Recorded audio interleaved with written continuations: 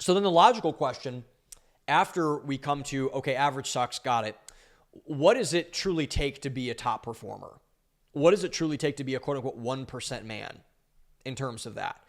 And I think I remember this blew my brain when I first comprehended it. So I've mentioned this group a couple times before. I have a friend and a mentor named Hafiz Bayoku. Shout out to Hafiz. He's basically the guy who's helped me scale this channel to the point it is. It's not huge yet, but Hafiz has made it a lot better than it would have been if I had just gone by my way. So he's done a lot for me in that regard. But anyway, in any event, so he runs this men's organization called the Standard, the Affluent Standard. And so I've been a part of it basically since the beginning. It's an awesome group. It continues to improve and get better. It's awesome. And so we have a conference at the end of every single year in December. It's in a couple months in Dallas, Texas. I live in Austin. I just drive up to I-35 and I'm there in like 3 hours. So last year, Hafiz was given one of his speeches at the conference, and he brought up this graph from Patrick Bet-David. And it's going to be on the thumbnail. I can't pull it up now. I don't have like an editor to go back and say like, here's the graph or whatever. So just imagine it or look at the thumbnail, one of the two. And look this up, by the way. It's called The Gap by Patrick Bet-David. And by the way, not a fan of Patrick Bet-David. Said that multiple times. I do think however, he's very smart. He gives some good advice sometimes. So I'm not like totally anti-Patrick Bet-David. Do I think people should look up to him? No. Do I think he's kind of a scumbag? Yes. But anyway, Hafiz has been really kind of mentored by PBD for a long time. Hafiz has a lot higher opinion of PBD than I do. That's fine. And so they text sometimes. He was on his podcast many times because PBD lived in Dallas for a while before he moved down to Fort Lauderdale. And so Hafiz pulls up this graph, and it basically says, this is Patrick Bet-David. He did kind of a statistical analysis of what it takes to be a top 1% performer. And he went through it, and I encourage you to go through it as well. And it wrecked me the first time I heard it. And showed because the reason why it did was because it showed something in a visual format that I knew was true for a very long time. Like I had an inclination that this was true, but I never actually believed it like tangibly up until a certain point in time. And what it shows for people who are either looking at it or they're Googling it or they're just not doing either, that's fine. So basically what PBD broke together was the top. So think of it like XY axis. So basically it is on the horizontal axis. It's the 1% man, the 5%, the 10%, the 20%, and like the rest of the 80%. So maybe 1%, 10%, 20, and then 80. So it's like four lines of the categories of people that are truly excellent in what they do. So the top 1%, the top 10, the top 20, and then the top 80, and the rest of the 80%. And so on the vertical axis was a level of performance. So it was 1 through 10. How well did you do on a certain day? Like I crushed the day. I did everything I was going to do. That day's a 10. And 1 is like, I didn't even get out of bed this morning. I spent my day in my mom's basement watching porn and binging Netflix. Like that's a 1.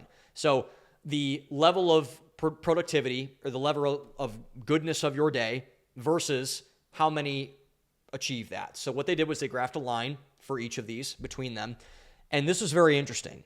So what they found was for most people, so let's take the 10%, the 20%, and the other 80%, was that for the 10s and 20s, their high was a 10.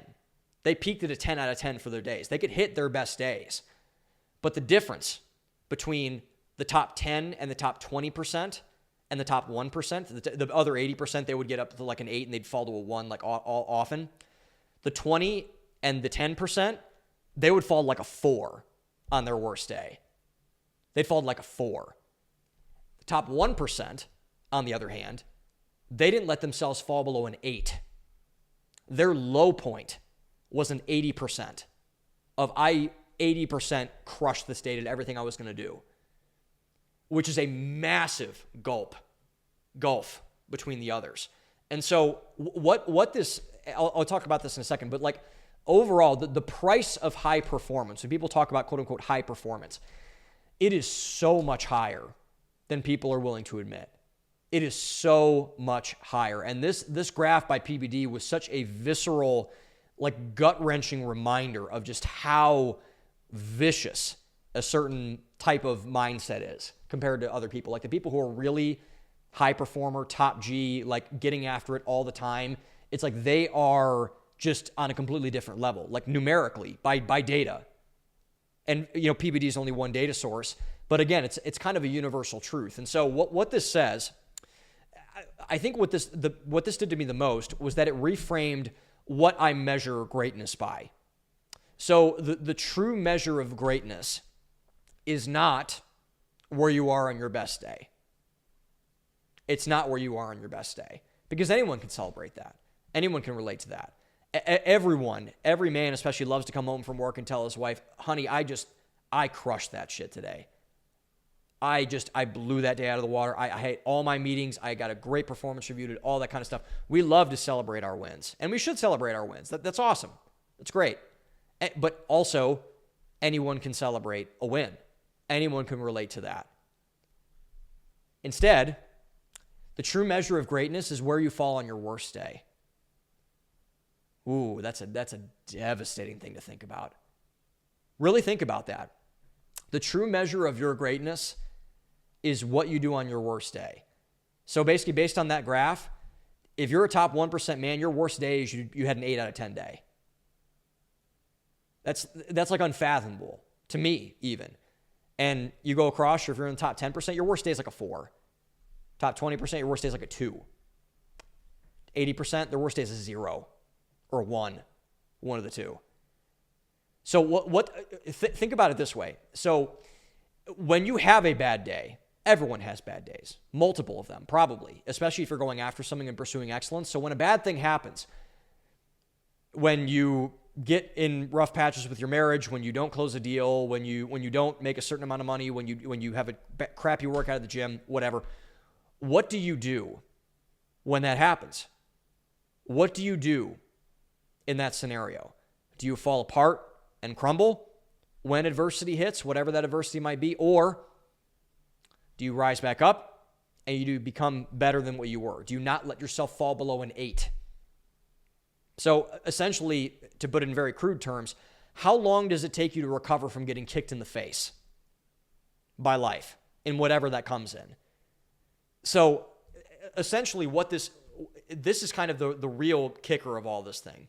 So basically what this, and there's kind of a double-edged sword of this, because high performers can still suffer from this, and I'll get to that in a second. But like, in terms of when you see someone you look up to, like I have a couple people that I view as like excellent in my life, that like truly excellent people, like truly 1% men, they never have a bad day. And it's not that they don't have a bad day or they feel bad about it, because we'll get to that in a second, but like, it's not that they don't have bad days. That's where this externalization from people that say like, oh, he's got an easy life, must be nice, etc. No. They have bad days.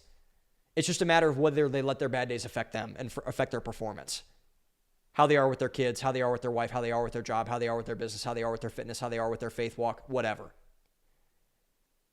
So for 1% men, for excellent men, it knocks them down 2 pegs, and they say, okay, that's fine. I'll just deal with it, and I'll get back up to anywhere between an 8 and a 10 the next day. But for lesser men who are not excellent or not striving after excellence, it crushes them. It crushes them. So back to the double-edged sword point. So for high performers, this is a massive affirmation. So all my striving 1%, my 1% guys out there, this is a affirmation to you, as it should be. Because the curse of high performance, and anyone who is a extremely type A person like me, who hangs on every failure, who wears his heart on his sleeve in terms of this, who just crushes himself every single day with I didn't do good enough, I'm not good enough, no one's going to love me, whatever the thought might be through your head, is that they don't believe that anything can be good enough. You don't believe that anything can be good enough. And therefore, by extension, that they will never be good enough. I will never be good enough because I did not perform today. And what this happens, the tragedy about this for the high performer types, the type A people, is that they have a massive insecurity against any setback, that they will do anything to prevent them from backsliding. This leads to tremendous anxiety, fear of failure, just racing thoughts. You can't sleep at night, whatever. You wake up dreaming about your work or about something you got to do the next day because you're so terrified of it. So again, this is the price of excellence, right? Because the price of excellence is saying, I will not fall below an 8. I will not allow my standards to become, disappointed in that way. And that sucks. Like I live that life. That life sucks in some ways. But again, the alternative is far worse. The alternative for not being excellent is far worse. So for my low-performing people out there, my non-1% guys, let this be a massive wake-up call for you. A massive wake-up call. Because for people who are not excellent, for non-excellent men, most of their days are spent at the low end of that gap spectrum. 4, 3, 5, 6, maybe a 10, like one day of the month. But they're just toiling. They're just like 5, 3, 2, 7 maybe. Groundhog Day over and over again. They're just kind of miring in this low state. And what they do in those situations, because I've been there, is they justify whatever stupid excuse they've given themselves as to why they can't win. My boss hates me. My wife's a whatever. My kids drain me. Slow metabolism. I got to stick it to the man. The man isn't letting me move up in the company. Whatever. And so they tell themselves these lies over and over and over and over again. I just can't lose weight. Girls don't like me, whatever. So they tell themselves all of these BS nonsense excuses that they've given themselves as to why they can't be excellent, why they can't win. So this is, again, a wake-up call, especially in the terms of the gap chart for all of you guys who are in this mindset right now. You must confront the reality of that it's not your circumstances that are causing you to lose, it's you. Your circumstances aren't the problem, you're the problem. It's not your job's fault. It's not your wife's fault. It's not your kid's fault. It's not the gym's fault. It's not God's fault. It's your fault. You're not good enough. I'm sorry everyone's told you the opposite, but you're not good enough. If you're not living the life you want to live, you're not good enough. That is your fault. It's not capitalism. It's not Trump, Biden, Putin, whatever. It's not their fault. It's your fault. So what I recommend, the only option is to get excellent. Like I mentioned, average sucks. You must be excellent. You must achieve excellence, or you will live in the state that you're currently living for the rest of your life, blaming everyone else for why your life sucks. You'll never do anything. You'll never achieve anything. You'll never be happy. It will continue that way for you for a very long time if you let it. So I'd recommend not letting it.